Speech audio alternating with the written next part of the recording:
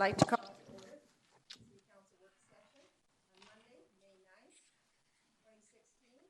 Just to remind you, there's regular meetings. It's on again. I'm going to repeat that. Did you get the call to the meeting? Did you hear that, anybody? All right. Well, let's do it all over for the people that are out at their homes.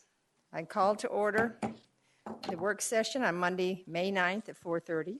There'll be a regular meeting tonight following this work session. We have to begin at 6 p.m. because we have public hearings.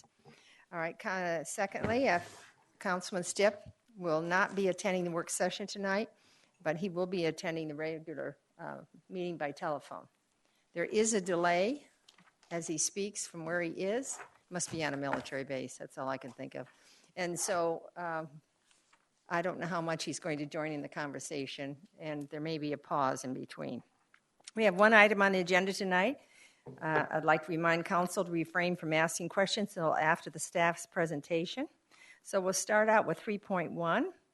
This is part 2 of the development mini-series. We will have a presentation and discussion on a draft business-friendly value statement specific policy questions and clarity on the infill development. So before us, we have Christopher Baker, Development Service Director, and Rebecca Zook, Engineering Director, will present. And then I see Katie there. She's always the one we can depend on, right? Katie Wilkin, Planning Manager, will answer questions the council may have. So you have the floor. Thank you, Mayor. Council, we appreciate the opportunity to be with you tonight and engage in a conversation. As you know, as you indicated, this is Development Mini-Series Part 2, and we're delighted to be here with both Rebecca and Katie. The purpose of tonight is to fundamentally have a conversation with the council and seek your input. In order to frame the discussion tonight, we will cover the roadmap that led us to where we are, refresh your recollection on the previous conversations regarding housing, office, industrial, and retail markets. We're going to introduce you to the efforts in creating a business-friendly environment that we have embarked upon, and explain and introduce you to the vision and mission statement that the Development Continuum staff has created. We'll also briefly present the accomplishments that the Development Continuum has achieved together since we began lean implementation in the fall of 2015. And from there, we'll springboard into the 3 specific policy questions that we'd like to have an engaging conversation with you this evening. Number 1, we're going to talk about PADs, planned area developments, and how the city has historically used that traditionally as a zoning tool, and also potentially moving forward as a zoning tool. We'll talk about and ask you a question regarding the potential creation of new single-family zoning districts that allow a variety of lot sizes. And then finally, we'll also discuss infill development and potential incentive strategies and opportunities associated with that. So to get us to where we can work off the same sheet of music, if you will, on February 1st, 2016, Mr. Jim Belfiore came before the council to brief you all on the state of the current housing market in the Valley and in Goodyear in particular. The key takeaways from that presentation that evening was that the West Valley and Goodyear in particular is well positioned for future growth. The housing market generally is experiencing an upswing in market conditions, but with that, consumer preferences have evolved over time. And supporting that evolution of consumer preferences is the fact that our new economic realities have tended to change buying behavior from terms of how much financing people can achieve or earn. Additionally, successful projects in the new reality have a diversity of lot sizes and widths, and also a diversity of housing products that offer both entry-level and move-up opportunities. A successful, we also heard Mr. Belfiore say that night, a successful residential market project must have quality product and quality design. There must also be some amenities. Amenities drive foot traffic, which results in sales. And amenities can be community clubhouses, pools, trails, just as an example. Those are the examples that he used. And, of course, there can be many others. Finally, Mr. Belfiore indicated that the really successful projects in today's marketplace are offering the integration of something new, something different, and something unique. And the example that he used that evening was the integration of a charter school campus. In terms of the office, industrial, and retail markets, on March 21st, the council heard 3 experts from, I believe, Colliers International talk about each one of these different market segments. And again, the key takeaways were very similar to the residential analysis in that Goodyear is very well positioned for future growth because of transportation and infrastructure opportunities. We have an abundance of land, and the new reality in successful commercial growth is not one large project. That happens very infrequently. Success is based on momentum, which is the buildup of much smaller and incremental success stories. The overall market is continuing to improve. If you remember, they indicated that the office rents were increasing about 6% a year. The industrial market is in the early stages of expansion, and fundamentally, in order to achieve the type of retail that we all desire in the city of Goodyear, we need additional rooftops. The foundation for all of this success is having quality residential development.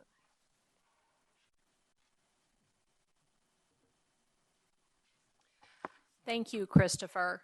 Now I would like to jump into this idea of creating a business-friendly environment.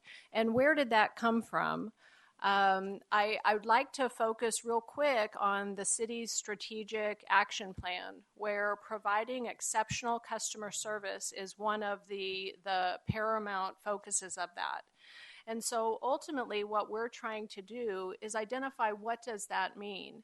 And we have engaged in doing that within our development continuum, but we wanted to make sure that council understood where our focuses were.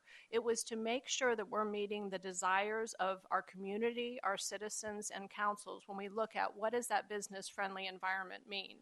And I'd like to just step back for a minute. When I say business-friendly, I don't mean friendly just to or helping with the businesses that we deal with. It is those we provide services to.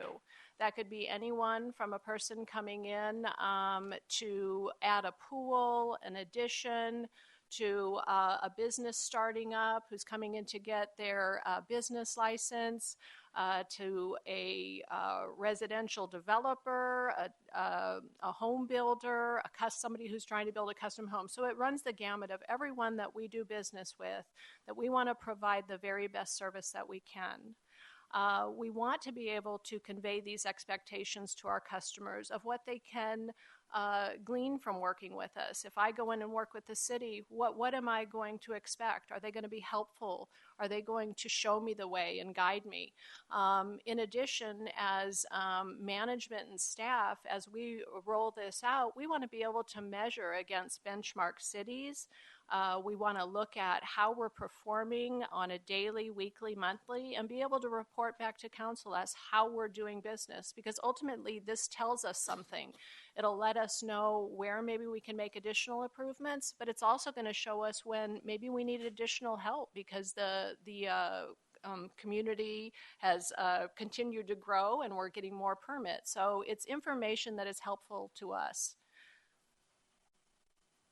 In past conversations with council, council has expressed that business-friendly to you all is working in that spirit of cooperation with our customers. So basically, when they come in, that we're saying, how can we help you go through our process?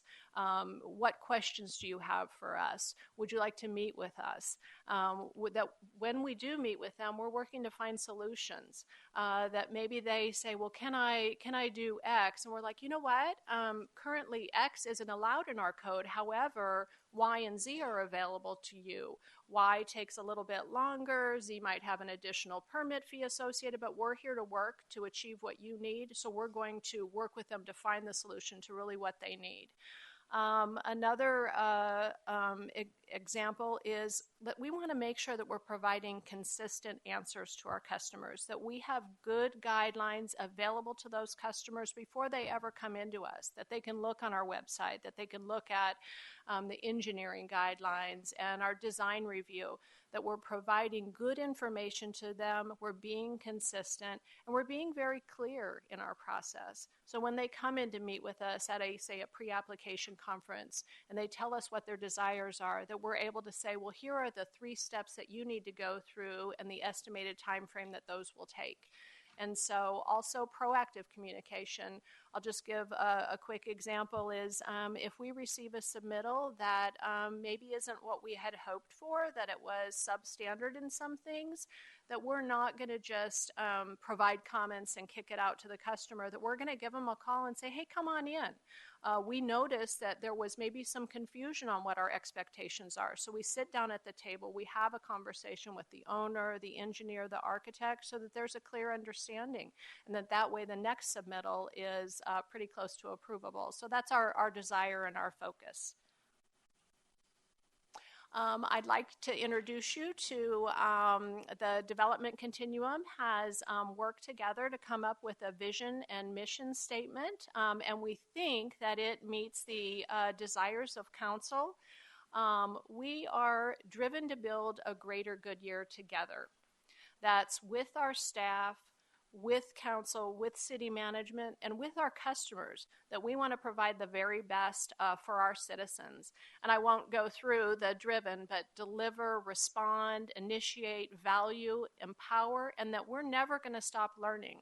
I'm happy to say that I try to learn something new every week when I do business here, and it's important for me because it keeps me up on new and up-and-coming items. And so that's what we think when we're a group together, that we want to learn, we want to help.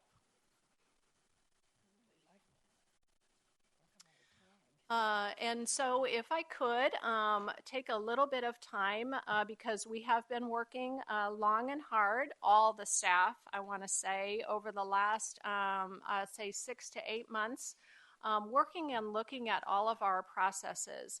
And one of the focuses is we want to make sure that we are letting and allowing and encouraging our own employees to be engaged and empowered. And what that means is that there are certain focuses that they do on a daily basis. They review this type of submittal or that type of submittal. They may be the only reviewer, or they may review with another person, or they respond to a certain type of permit. We want them to look at that and say, what can I do to help this process better? How can I reach out to my customers? What can I do? And we call that sort of working on your own front porch on what you can do and the changes that you can implement. So I'm going to go through a couple of those. And ultimately, we want to focus on how does this help our customers, either help them get through the process faster, how does it get them involved sooner so that they have information so that very first submittal is better than the last time they submitted on a first time. And then we're going to talk about some, you'll be able to see some soft and hard cost savings. And then I'll say that we are continually improving. I would venture to guess that we have a couple more improvements even since we put this slideshow together. And really, we have a couple of staff members here. I haven't turned around, so maybe there's a few staff members. And I'm really proud of all of them because they've worked very hard. So if you could humor me, I'll touch on each one of these a little bit. Single-family residential homes, those are issued at our front counter, and the previous standard was 10 days. We issue now those in 4 days. And really that isn't anything other than the staff people that handle those, looking at their process and saying, where can I improve? Where can I get rid of some waste? How can I do this better? How can I provide better information to our customers? Administrative review for building permits. It was 3 days. Now it's the same day. It could have been as easy as the staff person saying, hey, I do these 4 other things. Can someone else do these 4 things so that I can focus on this? And then maybe I can get to that later. It's just looking at what you do and trying to do it better. Permits by email used to be handled in 5 days. Now it's 2 days. Building permitting, it's 90% on time. Preliminary plats, final plats, site plans. The target that we focus on is a 4-week turnaround time. Previously, and I'll say a year ago, 3 years ago, 80% of the time we were over that 4-week turnaround time. Now it's less than 25% that we go over. Now keep in mind this could be from a very small site plan for an individual commercial use to a large final plat or preliminary plat. So sometimes they will go longer, and that's okay, but our average target is 4 weeks.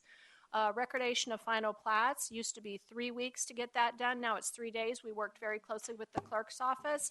And I guess I would also add that a lot of what you're seeing here is not just the 3 departments of the continuum, but we work with the city attorney's office, the clerk's office, the finance department, public works, and they have all been excited to be involved and have been a huge help to us. And so the final plat recordation, we also used to drive down downtown to get those recorded. Now we do it electronically. So there's significant cost savings there. A project closeout on engineering projects. Some projects take 6 months to finish up. We would have originally told them what we needed at the beginning of a project. Well, 6 months later, they're going to kind of forget. So we have a meeting at the end of the project where we remind them, here's all the things when we close out. We're going to have a meeting, and here's the 10 things that we need. Because of that, it's provided the customer the information they need so that we can get that project wrapped up, which releases their bond and gets them out and working in that area faster, ultimately a C of O. Simultaneous reviews on site plans and engineering documents, that was a huge savings, 2 to 3 months for our customers. And we were very excited, and Christopher's team rolled that out fairly early on. And so that was a huge win for us. And then project planning approvals, 50% of our approvals are on the second review. Again, when we first got here, we might see a third, a fourth, or a fifth. So this is amazing work by staff. Increased staff cross-training on engineering plan review.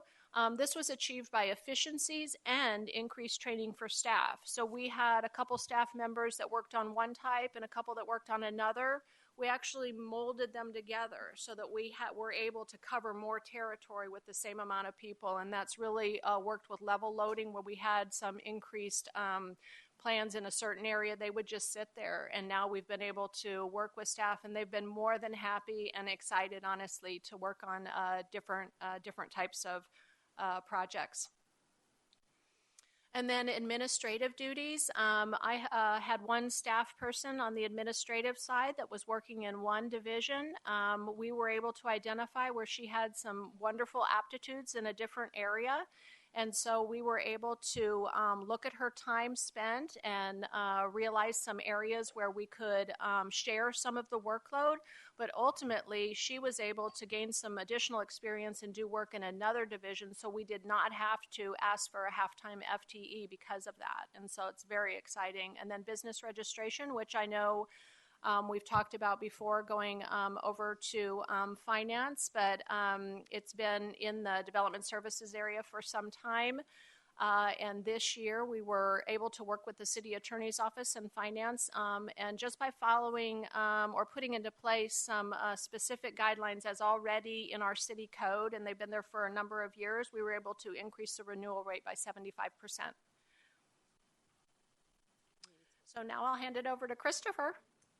Mayor, if I may, this Yes. may be a good time to pause and ask if there are any questions, comments on that first section before we get on to this Thank next you. one. Thank you Be a for good break. suggesting that. I was going to do that. So first question here. Joanne? Well, I appreciate your proactiveness and really looking at what's occurring in a timely manner, because that is something that I think has been a stigma for and I don't want to say just Goodyear, I want to say a stigma for cities, because going through my own project, I can tell you time and time again, I would hear from contractors and from architects, oh, well, the city, we're going to be slowed down by 3 months, or we're going to be slowed down by another 60 days. And I'm happy to say they were always wowed, but that was obviously a stigma that, and that's why I say I don't want to say it's just Goodyear. But on that, with this rollout of great changes to we're going to get these done in this time fashion, I guess back to the point of we never want to be our best kept secret. How are we going to roll this out to our developers, to the architects out there, to the construction people out there, that this is going to change, that we are really going to be ambitious, and we are going to be aggressive, and we're going to show everyone that this is the city that you want to come develop in. And you know, I always have that marketing hat on. I guess that's unfortunately part of my part of my makeup. But when I think about people out there in the social media world that are always Googling and they're always, you know, looking at Yelp, and they're always, there are ways that I just sit there believing that some of these great things that our city's doing for that development should be out there somehow, whether it is getting a developer to do a Yelp review of the city, something like that, that all of a sudden you see changes focus in someone's mind that goes, oh, well, the city of Goodyear does it in 4 days. You know, I mean, that's just, you know, I have to put that out there because I think it's wonderful what you're trying to do. And I think that it's just been a stigma that cities have, that they're not going to get something done in a timely manner. And so you're doing great of wanting to change, but we also don't want to sit on our laurels thinking that everybody's going to realize it's happening and it's just going to get out there. I just have to say that. All right. Sherry? I want to say thank you to all of you and all your staff for all the hard work. I kind of agree with what Joanne was saying with regard to, you know, and it was kind of Goodyear. We had the boom time, and I think some of our policies and procedures that we had in place during the boom were from pre-boom, so we kept getting behind and we started kind of getting, you know, not always the quickest.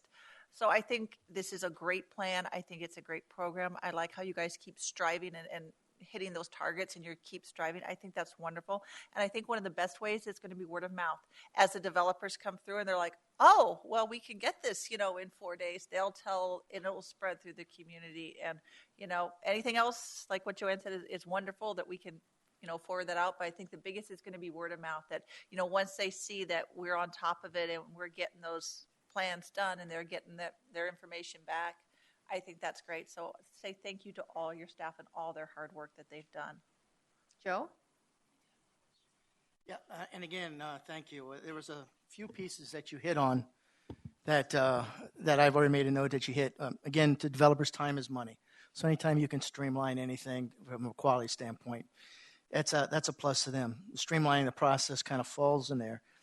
But I also like where you hit the clear and concise communication to customers to minimize misunderstandings. Because if they got to go back at 2 to 3 times, it gets very frustrating. So the fact that you get that up front. I guess my other question is, I think I heard it in there, though, but many, many months ago we had mentioned that sometimes there's a miscommunication between the architect and the owner. So one of the suggestions I made quite a while about is that if it has to go back, that the owner is copied and notified what some of the issues may be, so you can't play the game that it's the city and et cetera. Is that still happening? Yes, Councilmember Pizzillo, absolutely. And we, now when I was also talking about meetings, we make sure that all of the parties are at the meeting because we want to make sure that we all sort of own a piece of the success. And so we have to have the owner, the engineer, the architect there. And so that's what's really helped us out a lot, is because it's not, we're meeting with one piece that's going to tell a different story. So that's helped us out tremendously. Yeah, the feedback I had gotten, to piggyback on what Councilmember Osborne was saying, was that sometimes it wasn't the city, it was the architect that was not doing what they were supposed to do, so they blamed the city, and the owner didn't know because they were out of the loop. So I appreciate the owner's in the loop, so that excuse can't be used. Thank you. Molly? Well, I want to thank you and your staff. I know this has been quite a feat to do because you came into an organization that was operating on certain expectations, and this council has raised the bar for them, and we appreciate all the staff working together to raise that bar, because the only way we're going to be successful is to be smart, to do it quicker, and to do it different. And we have to be different. We can't be like everyone else, or we're going to be left out in the cold. I heard this weekend about a developer that's going to Buckeye. And I so wanted him here. And I don't know why he didn't come here, but I'm going to try to find out. And I thought, perhaps he doesn't know how we've changed, how we're doing some things. And I don't know if social media is the place, truthfully, because I'm not sure DMB reads social media. But perhaps if we can somehow get our new standing to the Home Builders Association or the contractors themselves, that may help us. And word of mouth is really going to do it, because every time we have a positive builder or a homeowner, they're going to tell someone else, because if they have a problem getting a permit or trying to figure out how to work the system, they're not going to be so inclined to say, oh, it's great to do business in Goodyear.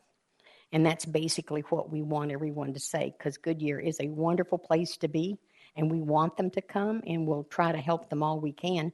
And like Councilmember Pizzillo said, every time we delay them or we send back the plans because we can't work out a solution, that's another day that will cost them money, and then we're not getting the revenue. So it's all, we're running a business, and we have to run it smart, and we have to be able to cooperate completely. And I love the idea that if they come up with something and it isn't in our code, that we try to figure out some way to have them do it another way, or perhaps even entertain how we can make it work, because that's what they're looking for. They're not coming here with trying to circumvent our building codes and things, because they know every city has them. And they do want to be a little bit different, which we want them to be, because we're a very unique community, and we would like to stay that way. But thank you, Christopher, and thank you, Rebecca. I know I can just only imagine, but we do appreciate it, and we just think the staff is wonderful for responding so positively. Thank you, Wally. Cheryl Lynn? Well, I just wanted to comment. If by reducing the number of instances of another review, especially for the smaller people, I'm not saying that it's not important for the bigger developers, but every one of those reviews is another expense with the engineer and the architect, and keeping that down to a minimum is an amazing help to our small business community in particular, is what I'm thinking of. And I kind of did a dance when I saw that, because it is so, so very important. I used to think if I heard another economic development or department say they came in underfunded because they weren't expecting these extra things every time they had a review. So by eliminating that, or I don't mean eliminating, I mean minimizing that, it's a tremendous boost to the cost of the project in a positive way, and also to the mentality of the person that's heading the project. So I commend you for that, and I appreciate you keeping an eye on that, because it really is so frustrating to be going back for the fourth or fifth time because of something that wasn't caught earlier on. So it's just, that word will get out, I know, because it means so much. Thank you. I'm going to speak for Joanne since she's spoken before. I'm going to take the floor here a moment. First of all, I want to thank you very much and for everything you've done. I think the formula is we have the three musketeers sitting before us. Mm-hmm. And I think when we brought them all together, working as a team, solving problems, this is where it started. So excellent. I would like to address one thing really. I loved Gear for Growth, but driven to build a greater Goodyear. Oh, it's a pretty strong tagline. You know, I look at the Buckeye one that they just used recently that was so clever. I think this is exciting. I like what it says, and I think it takes in the entire city. So that's one of my recommendations to it. I do want to clarify about, I do know that staff is now sending notifications not just to the developer or the builder if there is a contractor or there is an architect, you are sending the same information out. Is that correct? And so I don't think that you made that clear in here because I could tell by the comments they made. So they have worked on that. So all parties are kept at the same information at the same time. So we shouldn't have as many problems once they catch on that, hey, I can't use that as an excuse anymore. I have to tell the truth. So that makes that much better. I just think that through all this, just to counsel, it's called flexibility. So they can do all they want, but when they come before us, that's the difference. So there's many of us have certain things that we like and we don't like. So what we need to do, we need to look at the goal. And the goal is to produce for the customer and to grow the city. So we're going to have to kind of make a change, too, in how we think. We have to kind of let go some of our, never want to do that, it's not what I want, not going to do it. So that's going to happen. So when they make these changes, I just want us all to think about that as we prepare ourselves to come to the council meeting and how our dialogue is going to be with the customer and with the staff on this. So I'll turn it over to Joanne now. Joanne? I just wanted to say, I appreciate what I call the wow factor, and I have seen that within your staff. And I really think that as a growing city that we are, having that ability to help the client find answers, because there's going to be a lot of businesses that come to our city that we've never had their kind of industry. And there's going to be something that, I got to research this. I don't know how we're going to do this. And so I really appreciate that feeling that you're empowering of the staff to research and to find the solutions for the customer. And I think that's really, really important. And especially when they're showing that to them that, let me do what I can to help find out for you about this. I think that's huge. One thing that I forgot to ask about, and maybe it's because I'm just forgetting that we've already gone over this section of it, but it's inspections are the other thing, the other issue that people have in development. And so I know that we want to be as proactive, but sticking to what has to be, because it's for the safety of everyone, and I get that. And but I just, it's one of those things that it needs to be done, and you're happy that it's done, but also is a pain to have done. And so, as best as we can always be in being thoughtful of that is appreciated. But the wow factor, that's really, I think, my key thing is that I've seen it in the staff changing that ability of either saying, you know what, just like you said, X is not going to work, but let me tell you about Y and Z. I think that is really, really important. I just want to add something. When you talk about the stats of how long it takes for a larger and a smaller, wouldn't it be nice if you actually kept that track of that separately rather than blend it in?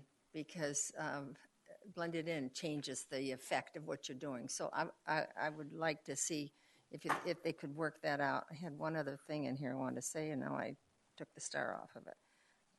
So I'll get back to it later when I figure out which one it was. So any other questions? All right. Go ahead. Thank you, Mayor. Council, thanks for your comments. So now what we'd like to get to is transition to our specific policy questions for you tonight. The first one has to do with PAD zoning. PAD zoning is the most widely utilized zoning tool in the city. And if you just look at the zoning map, by far, it is the most predominant zoning district that's utilized. But it is also very labor intensive for your staff and also for our customers that come before you to create. And I brought just a couple of examples to show you. This is an easy one.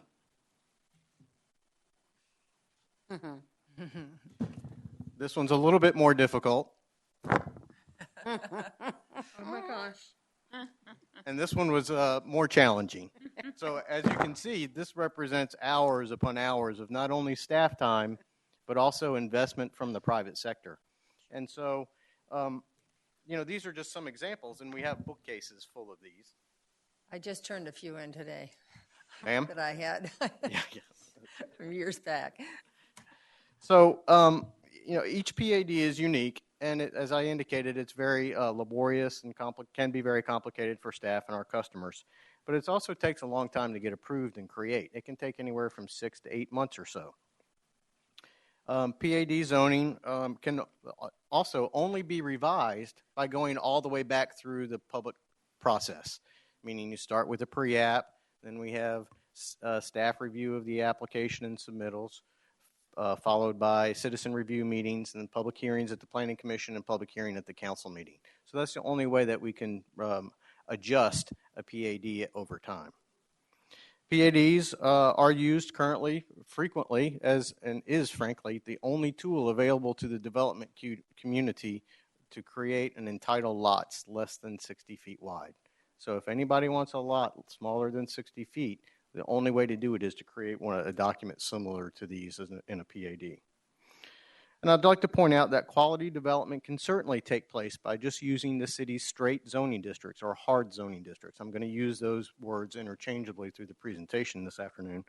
And that simply just means that utilizing the ordinances that we already have, such that instead of creating a big 3-ring binder, the zoning district would just be 2 pages of an ordinance that the council approves because the rules are already in the zoning ordinance. And most cities frequently use hard zoning more than PAD zoning. And in Goodyear, we're different. We use PAD more than we use hard zoning. Does that make sense to everybody? So, with that, staff recommends moving to the use of hard zoning and moving away from PADs as a primary zoning tool. And what we would like to ask you is, would you consider this? Is this a direction that you support? And then if it is, we'll deliberate it internally, and of course, before any changes is made, it'll come back to you all for further discussion and consideration and vote. Would like to start, Joe? I can see some upside in both sides to both of them. For example, Estrella, one major developer that has many, many, many acres. I can see the upside of a PAD, so you get a very broad overview of what that area is going to look like. So that down the road when you do your hard zoning and somebody wants to come in and change it, you don't have a conflict for something that has multiple residential and right next to it, somebody's looking to put in some commercial that may or may not conflict with that. So I can see some value. I can also see some value in hard zoning from some of the smaller pieces in which instead of having the developer spend all that time on creating a book, like you say right there, it creates a process, keeps their costs down. Again, time is money. In which we have the ability to still provide the quality of the development. Because me, that's the keep. I don't have a problem with the 55-foot zone, the 60-foot, lots. What I have a problem is what we had the other day when I thought Ed Bull did an excellent presentation in which we're seeing a picture and an idea of what it looks like. So we don't, when they're flying overhead, just have a bunch of short lots all looking together, and the only way you can tell the difference is some painting on the sidewalk that says what the address happens to be. So I can see some value in that as long as we still have the open space and the amenities that the individual talked to us about when he came here and presented before us. So we still maintain the quality. We still maintain that when it's not, say, a retirement community, we still retain that family feel, that community feel, where they have some amenities inside, because you can always go back to we're in the forever business. Anyway, whatever we build, whether it was that one building off of Roosevelt a while back, and you know which one I'm talking about, we're there forever, all right? So I want to make sure whatever we do stands the test of time. But I can see the value in both not being locked into either one or the other, to be honest with you. That's my 2 cents. Sherry? I don't have a problem, and I agree with Joe that it'd be good to give you guys the flexibility to use both. My understanding, it wouldn't be necessarily one or the other, but you just have the flexibility where it's better served, right? Yes, ma'am. Well, that's correct. What we would, as we indicated earlier, we would like to present options to our applicants. You can choose to go this route, or you can choose to go this route. And these are the pros and cons associated with each choice, and then let the applicants or the owners make the decision on which path to follow. And just so the public knows, then all the other city requirements still have to, the design guidelines, that all still falls into place. Yes, ma'am. That's absolutely correct. I want just people listening to this, I want them to know that there's still that oversight on the quality, that we have that. And then my last question is, we're talking further in the presentation, we're talking about smaller lots. Is that by statute that it has to be a PAD under 60, or is that just Goodyear? No, ma'am, that's not by statute. It's by local community choice. Okay. So we can, should that be a direction that the council asks us to go in, we can work to create some additional zoning districts that could create some additional different lot varieties or different smaller lots, if you will, and then bring that back. And should you approve it, we'll just go in the zoning ordinance. So they could choose to do that. That can be incorporated Yes, ma'am. further on into the hard zoning as another tool. Yes, ma'am. Correct. I'm good. Great. I'm going to start here and come this way. So, Wally, you don't have any. Well, I just have a couple of questions. I just wanted to make sure I understood what we're doing or what we're talking about. Are you proposing that we possibly move away from the PAD on all development, or is it just the smaller ones?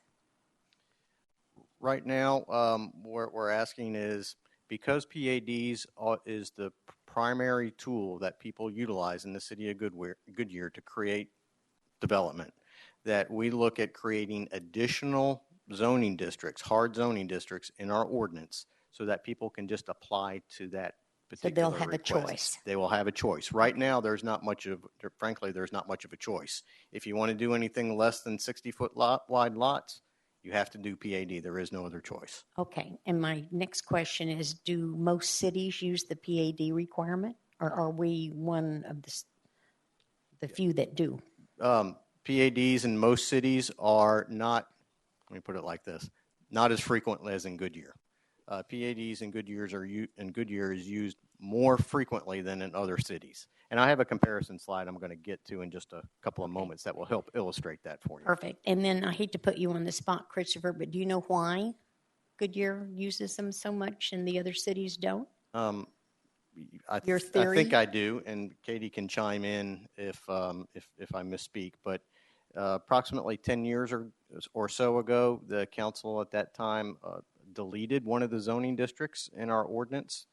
We used to have a district that allowed 55-foot wide lots.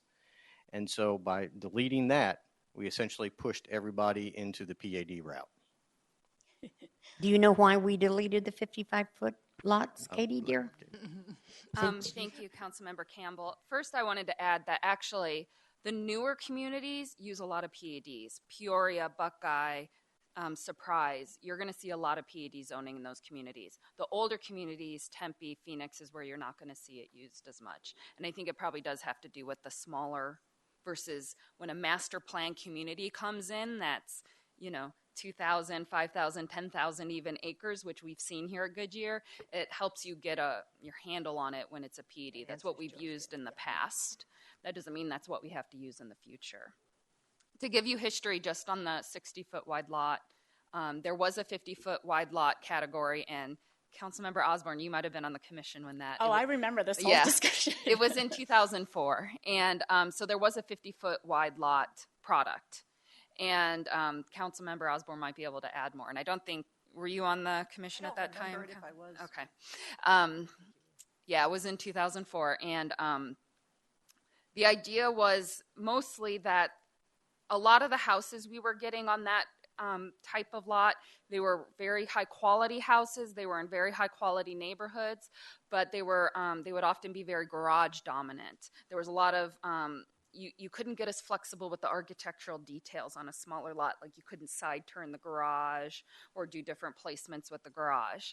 So after research, it was decided that a 60-foot wide lot minimum was what we were comfortable with as a community for our hard zoning, where you didn't have to go through maybe extra design. If you had a 60-foot wide lot or larger, we knew that it was the size of a lot where you could do a lot of different things architecturally. But anything lower than that, we'd like you to go through a PED so we could look at it in more detail. And the idea, I want to stress too, there's a difference, which Christopher may get into, but not all small lots are the same. There's smaller lots that are meant to facilitate different type of product like townhomes and court homes and patio homes. And then there's smaller lots where we're still trying to fit a residential tract home on just a smaller 50-foot, 55-foot wide lot. So there might be two different reasons. And the idea was to encourage those townhome, court home type homes, but let's see them in a PED so we could ask for more design review because Commission and Council wanted to see that additional design. And at that time, the direction staff felt they got was that we don't want to see the typical residential tract home on a lot smaller than 60 foot. But we have been getting that request lately, which is kind of why we're here talking. So Well, yeah, I can see that. But so up until 2004, it was okay to have a home on a 50-foot lot, right? 55-foot? Yes. And then our council decided that they didn't want to allow that, so we stopped doing that, and that's when the PADs really started, right? We had PADs before then, but that's when PADs started for those. facilitate Okay. smaller lots. And now we're getting requests for smaller lots. Yeah, Yes, ma'am, that's correct. And if I may add on to a little bit what Katie pointed to, the back 10 years ago, obviously I don't have that history, but the city's design requirements were probably fundamentally different than they are today for architectural design requirements. And at our next development mini-series in the end of June, we're going to walk you through our current design guidelines so that you can see that the quality that's required with a PAD or with a straight zoning district. So you'll be able to see what we require. And I think that elevated the bar because the design requirements here are very thoughtful and really show a lot of, create a lot of quality, if you will. The other thing that Katie pointed out is garage dominance is certainly an issue on a smaller lot, but we can also work to address that just in the zoning ordinance with setbacks and some other requirements so that we can ultimately work toward achieving the same exact quality that you could have in a PAD with just a regular zoning ordinance. And that's the kind of flexibility that we would like to be able to offer our customers and the private sector and let them choose. If they choose to do a PAD, great, we'll work with them. Or if they want to do a straight zoning district, we'll work with you in that regard as well. So we're seeking a little bit of flexibility. There's a lot of folks that do want to build houses, but they don't want a lot of land. They don't want to have to take care of it. And they don't mind that they're right next door and they have a small lot. That's why they prefer it. Right. So I can certainly understand why you might want to do something different. And we're protected because we've already got the zoning in place. So something that's not zoned right can't go in there anyway. That's correct. So, okay, thank you. Joanne? Well, it was funny because when I was reading this, it took me back. And I do remember when this was all going through. And that was, it was 04 and 05, one of the largest, fastest times of our growth, I think. But I remember, the funny thing is what I recall, and the question I was going to have for you is this, and I think you kind of answered this, laborious for staff and customers. Was this what our developers wanted? Because back then, it was sold to us. Back to your point of how do we make the smaller lot housing developments not just garage oriented? How do we make them, look like nice looking homes? But the key was flexibility, your favorite word. Flexibility was what a PAD brought. And that's what I remember that. That was what was so poignant at that time was they want the flexibility. They're able to do mixed use types of things. Those kinds of thoughts from back then is what everybody was saying what was wanted. And so I can see why, and it's funny, I've watched over these years how everything seems PAD, and so that's why I want to just be reassured that this is what the development community wants. And I think that part of the key issue here is what you're zoning is one thing, but if those design guidelines really are showing and explaining what we're looking for, then that should be enough, and let them be creative.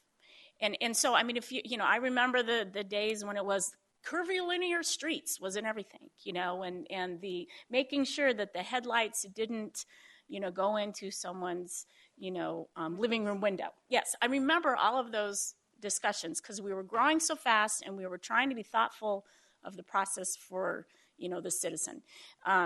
So I'm actually sitting here going, is this what the developer wants? Is this going to help? And when we go to our next issue of infill and how we're going to do that, the only way we're going to be able to help the question of the 12 single family district, whatever you're looking at for, per acre in there, is if we are flexible in how that works. And so if that helps us by having harder zoning in that, then great. I appreciate that. Thank you. Councilmember Osborne, I just wanted to respond to some of the things you said, because you absolutely are correct. One of the ways that PEDs are often used in our community is almost as a variance process. Is somebody wants a different setback, a different height, and so they use a PED so they can write their own standards, which is often a very good thing. It allows flexibility, but sometimes a PED is written just to create a variance on one development regulation. So we go through this whole process.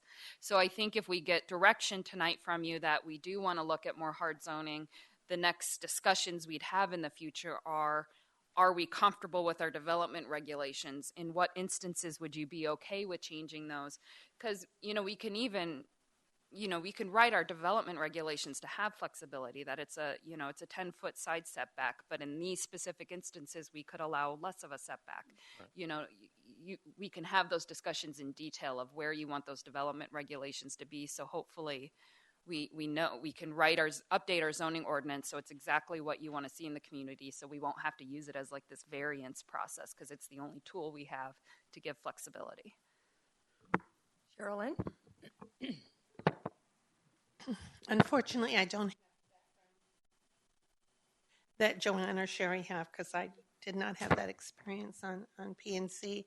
But when I was going through this, the thought came to my mind is that we really need to look at why we have done what we did before we do a knee-jerk reaction to change the way we do things. Does that make sense to you? Because what I have seen in communities close to us is that there seems to be this revolving change and no thought to historically why did we do that, and so we just change it to see if that way's better. And I don't think we want to get into that circular game of saying, ooh, we should have thought, unintentional consequences kind of stuff. So I think we need to be very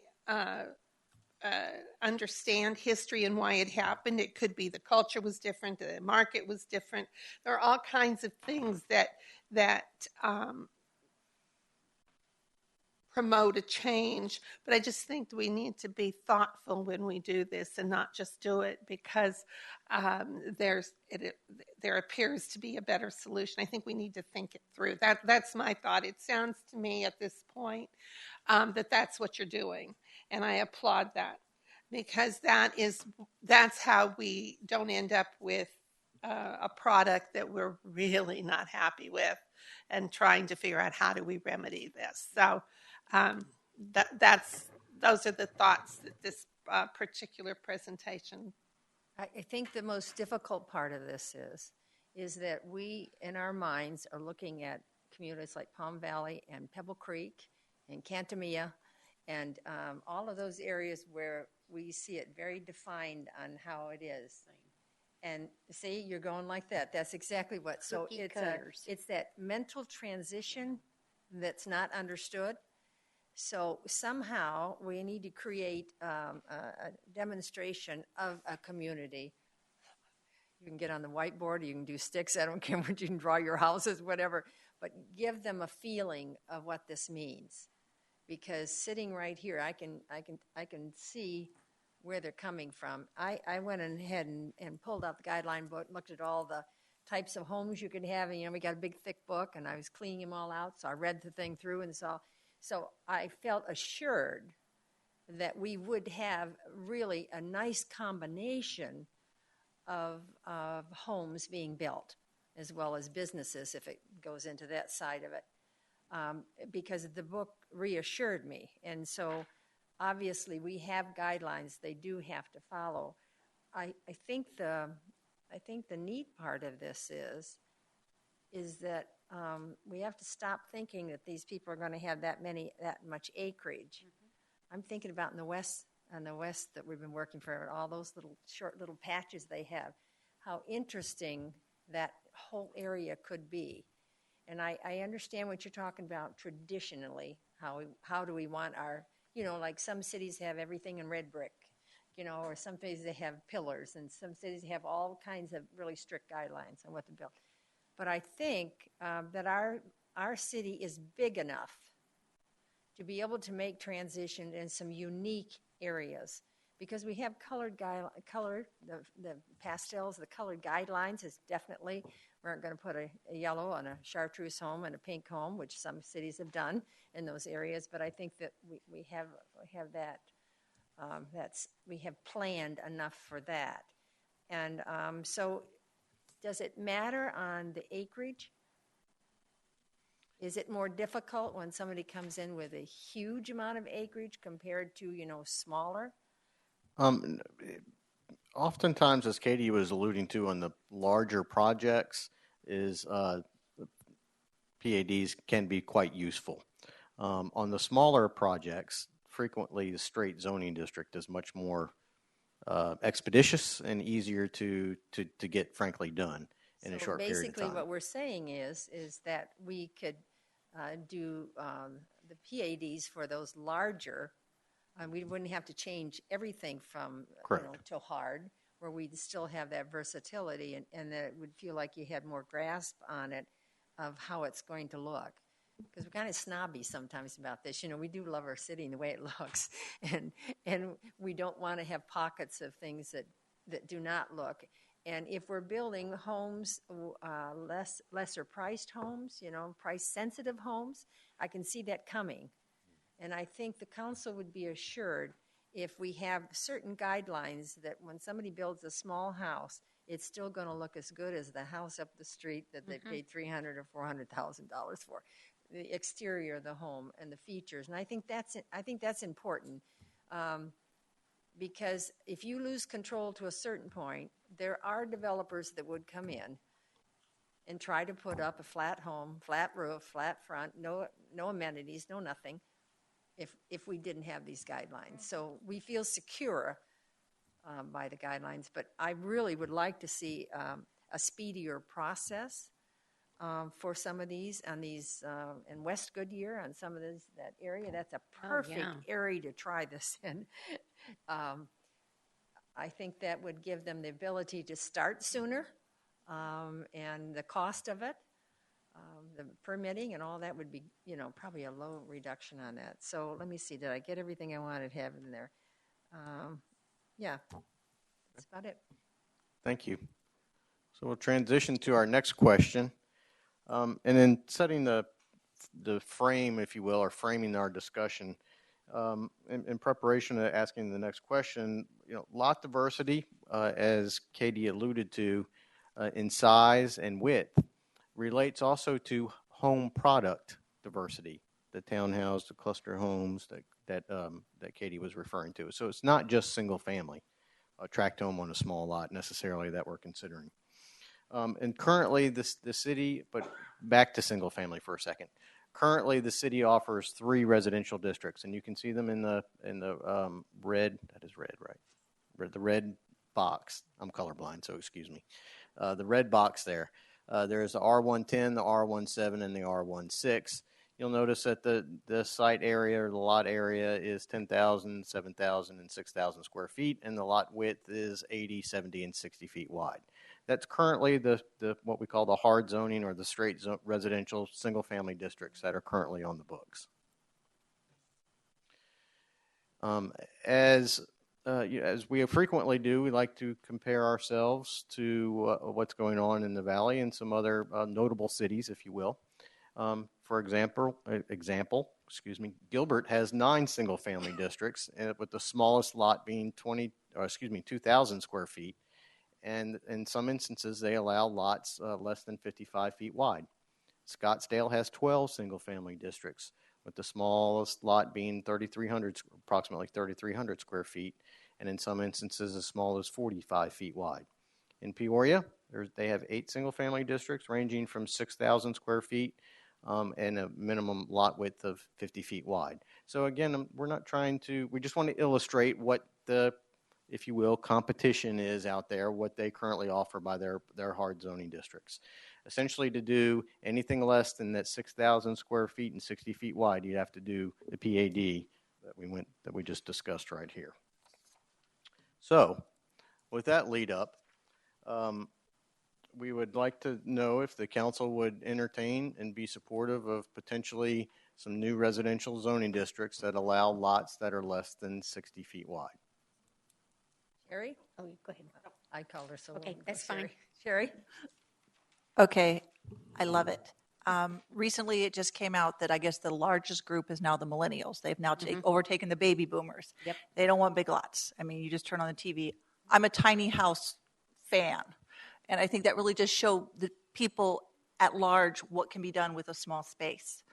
So I want to give the flexibility. We need the density. If there was an area where, like in Scottsdale, there's like those condo lots, I assume at the 45, kind of the condo Yes, ma'am. patio home. I don't know what the official term is for it now. But if we have an area where we can do something hip and trendy like that, I would love to see that in an area of our city.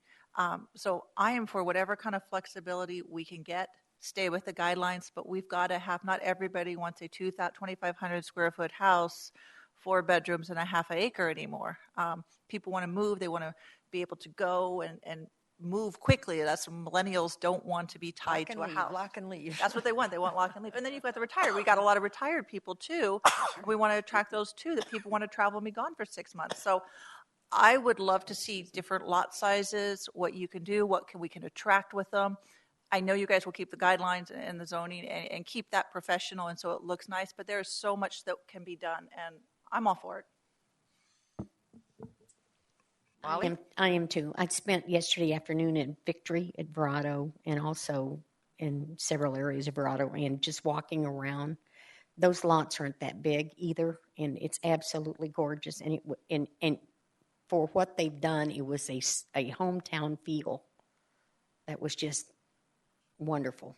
If we could be so lucky to have that area, something similar to that, that would be great. And the houses are all different. They're different colors. They're different fronts. They're different porches. They all aren't the same like where I live, where every one of us have the same color house, same garage, same everything. And we get lost in the neighborhoods. Yeah, we can't find our place. So it's pretty pathetic, isn't it?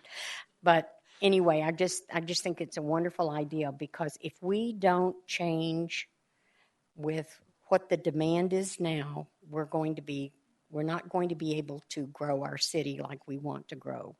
And we would love to have the millenniums come and live here. This is a great city to raise your family and to even be single. Even though we don't have a lot of entertainment, Joe, we're working on it. But this is just a wonderful place to live. So whatever we need to do, I'm all for it. Change is hard. I understand that. But only those of us that go with the change are going to be successful. Cheryl Lynn? Well, I absolutely agree with what's been said. I just think, and I was one of the people, I opened up the area in my development and I went over the plats to find out which lot was the smallest because I didn't want to have to pay. I was not going to do the yard work myself or whatever, so I wanted not to be so expensive. And literally, that's how I chose where my house was going to be, was by finding the smallest lot I could. So I get that mentality, and I'm certainly not a millennium. We all, I know Sherry, it comes as a shock, but anyway, so I absolutely agree with that. The ability to be the flexibility is our key. That's what's going to make it help us be successful. Is that if we offer the option so that we can that we're flexible without it taking another 6 months to go through a process. Joanne? Well, I think the beauty of our city and our community is the fact that we want to have a housing development that suits someone wherever they are within their life. And I think that's so key to this city. And it's funny because I remember at this past year, ULI, the Urban Land Institute, their annual conference event, whatever, they had a session where millennials spoke. And they said, by the way, it's not that we want the small lots and the small house. It's because we can't afford it of having the large. We don't have the funds. We don't have the money for the big houses and the big yards. And so I think that, it's key to be able to have the development for whatever you are in life, whatever your income, whatever your age. That's the beauty of our community. And so that helps makes us successful. So I'm all for bringing on another, district or zoning idea. I think that's fine. Yes, ma'am. Thank you.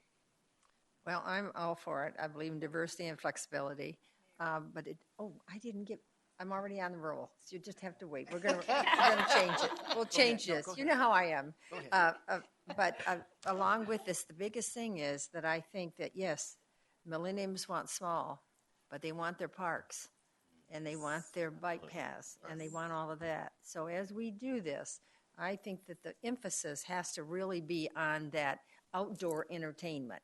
So we don't want to lose that. And I think that will make the difference between when you see high density, but you have something in between, okay? It's your guidelines again. Yeah. I apologize. No, that's okay. Counsel, I'm just going to but you've piggyback got on the floor. what you said and what the others said. I don't have a problem with 55 wood lots. To me, it goes back to design guidelines, the quality. They make sure that, if it's family focused, that they have open space, they have a place to spend some time outside, and that you're not driving up a street where all you see is garage doors. Okay? I know that's what kind of sold me on my neighborhood. I can give a description of my house, and it's the only one that looks like that on the street. There is no other that looks exactly like my house because, again, they all have a little bit of different tweak, a little different front entrance, et cetera. And I think even with the 55-foot lots, you can do that. You can still add the quality. You can still make it very attractive from the outside and still provide a price where it's affordable. So I'm with you there. Good.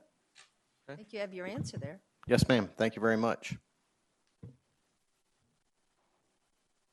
All right. Thank you, Christopher. And so our last policy question this evening that we wanted to touch on was residential infill strategies. And ultimately, if the council is interested in staff looking into this and maybe coming back with some ideas about residential infill. We've heard mentioned in a number of council meetings over the last 6 months, comments regarding areas of our city and reaching out into sort of the areas that are a little bit further out.